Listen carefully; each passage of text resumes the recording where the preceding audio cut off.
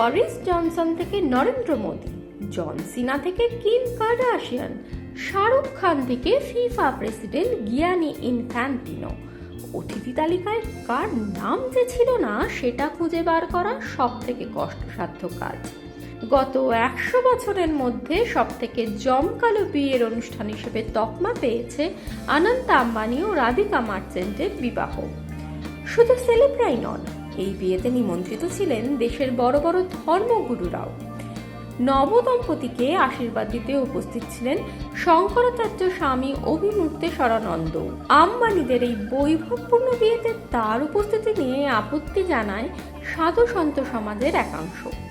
কেন মুকেশ আম্বানির ছোট ছেলের বিয়েতে গিয়েছিলেন শঙ্করাচার্য জানালেন নিজেই।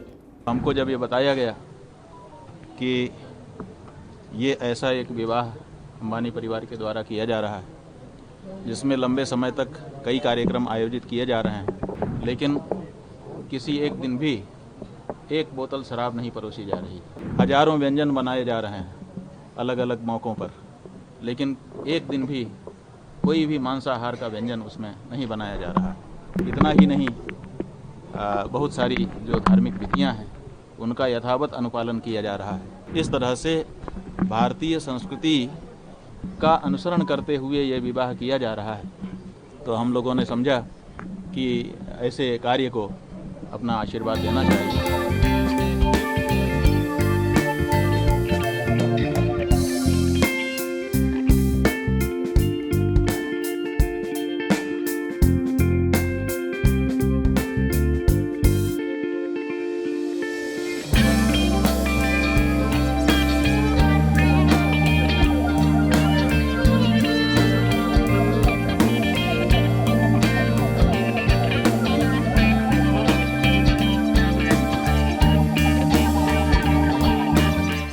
अंबानी परिवार ने अपने बेटे का विवाह किया। हमारे यहाँ ये माना जाता है कि महाजनों के रास्ते पर ये समाज चलता है। महाजनों ये नगतः सपन्थाः। ये भी कहा गया है यद्यदाचरति श्रेष्ठः तत्तदेवेतरो जनः सहयत प्रमाणम कुरुते लोकस्तदनुवर्तते। जैसा विशिष्ट जन कर देते हैं, आम लोग भी उसी का अनुकरण करते हैं। तो हमको जब ये बताया गया कि ये ऐसा एक विवाह अंबानी परिवार के द्वारा किया जा रहा है जिसमें लंबे समय तक कई कार्यक्रम आयोजित किए जा रहे हैं, लेकिन किसी एक दिन भी एक बोतल शराब नहीं परोसी जा रही।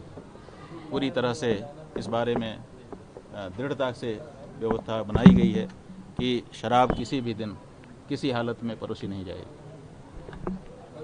हजारों व्यंजन बनाए जा रहे हैं अलग अलग मौक़ों पर, लेकिन एक दिन भी कोई भी मांसाहार का व्यंजन उसमें नहीं बनाया जा रहा।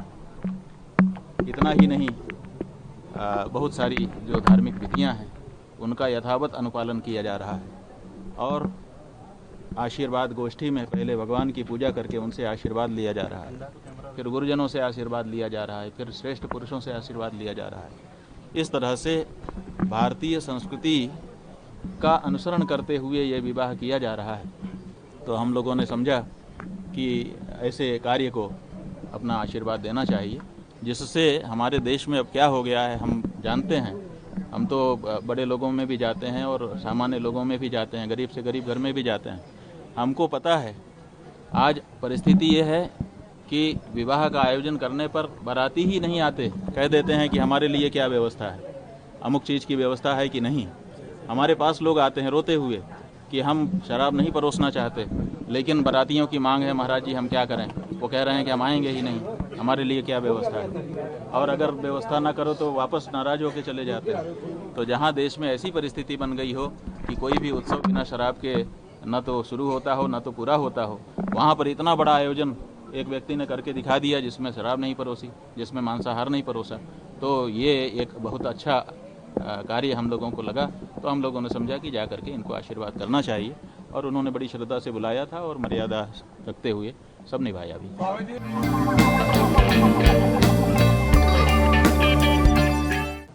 देखिए, शादी विवाह क्या है पहले ये समझना पड़ेगा। ये जो शब्द बोल रहे हो आप ना अगर ये उन्हीं के द्वारा कहा गया, संत समिति के किसी व्यक्ति के द्वारा कहा गया शब्द है तो हमारी आपत्ति है। हमारे यहाँ शादी होती ही नहीं है। शादी शब्द ही हमारे हिंदुओं का नहीं है, हमारे यहाँ विवाह शब्द है। तो शादी का तो सवाल ही नहीं है हिंदू में। आप शादी शब्द का उच्चारण ही कैसे कर पाते हो, पहले तो ये बताओ। और दूसरी बात ये है कि विवाह है क्या, तो आप जानेंगे कि हमारे वेद में, हमारे शास्त्र में 4 वर्ण और 4 आश्रम बताए गए हैं। 4 आश्रम में ब्रह्मचर्य आश्रम, गृहस्थ आश्रम, वानप्रस्थ आश्रम और संन्यास आश्रम है। और इनमें चारों में हमारे शास्त्रों ने, विद्वानों ने कहा है धन्यो गृहस्थ आश्रम। गृहस्थ आश्रम सबसे बड़ा आश्रम, सबसे धन्य आश्रम बताया गया है। क्यों? क्योंकि बाकी के जो 3 आश्रम हैं वो भी गृहस्थ आश्रम पर ही निर्भर करते हैं। ब्रह्मचारी के पास कोई उत्पादन नहीं है, वो गृहस्थ आश्रम से ही स्वयं उत्पन्न होता है और गृहस्थ आश्रम से ही उसको खाने पीने को मिलता है, पालन पोषण होता है। इसी तरह से वानप्रस्थ और सन्यासी भी अपने पास कुछ नहीं रखता है, जब उसको भूख लगती है तो गृहस्थ आश्रम के पास जाना पड़ता है। हमारे गुरुजी महाराज कहा करते थे, हम लोग सन्यासी हैं, 23.5 घंटे के शहंशाह हैं। तो हम लोग उनसे पूछते थे कि 23.5 घंटे के शहंशाह, आधे घंटे? बोले आधे घंटे तो हम भिखारी हैं। जब हमको भूख लगती है, उसके पहले जब तक भूख नहीं है तब तक तो हम त्याग में, तपस्या में और साधना में लीन रहते हैं। लेकिन जब भूख लगती है तो किसी न किसी गृहस्थ के दरवाजे जा कर के हमको भी भिक्षा याचना करनी पड़ती है और उस समय हम भिक्षुक हो जाते हैं। तो ऐसी परिस्थिति में जो गृहस्थ आश्रम है, उस गृहस्थ आश्रम को अगर हम बल नहीं देंगे तो कौन बल देगा? और अगर हमारा गृहस्थ आश्रम बिगड़ गया तो फिर भारतीय संस्कृति ही बिगड़ जाएगी। इसलिए गृहस्थ आश्रम की इस तरह से अवहेलना न की जाए और ये ना कहा जाए कि गृहस्थ आश्रम में किसी को आशीर्वाद देने के लिए नहीं जाना चाहिए। और ऐसा कोई वाक्य कहीं अपने शास्त्रों में उपलब्ध नहीं होता है। और हमारे जो पूर्व पुरुष हैं, उन पूर्व पुरुषों में पुरी के शंकराचार्य पूज्यपाद निरंजन देव तीर्थ जी महाराज का अभी चित्र हमारे पास आया है। इनके पास किसी भक्त ने भेजा है, उसके विवाह में स्वयं वो गए थे। हम लोग तो दूसरी तरह की मर्यादा में बैठ करके वहाँ आशीर्वाद दिए, लेकिन वो तो वर वधू के साथ खड़े होकर के आशीर्वाद दे रहे हैं। तो इसका मतलब ये पुरी के पूर्व शंकराचार्य निरंजन देव तीर्थ जी महाराज, जिनको बहुत बड़ा धर्मशास्त्र का ज्ञाता माना जाता था और अपने समय में वो शंकराचार्यों में सबसे अधिक मुखर रहते थे और धर्म की बात करते थे, वो स्वयं गए हैं। धर्म सम्राट स्वामी करपात्री जी महाराज के बारे में अनेक लोगों ने बताया कि वो हमारे विवाह में आकर के हमको आशीर्वाद दिए थे।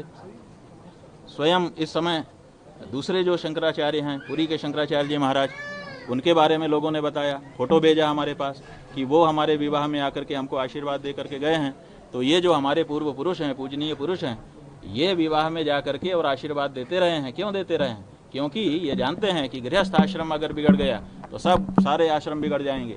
इसलिए गृहस्थ आश्रम को बनाए रखना चाहिए। ये जो परिवार नाम की संस्था है, ये गृहस्थ आश्रम से आरंभ होती है और ये भी बहुत पवित्र आश्रम है, धन्य है। ऐसे में इसकी सुरक्षा करना किसी भी धर्माचार्य का दायित्व है। अगर हमारे यहाँ विवाह की संस्था समाप्त हो गई, अगर गृहस्थ आश्रम समाप्त हो गया, तो फिर वर्णाश्रम धर्म रह नहीं पाएगा।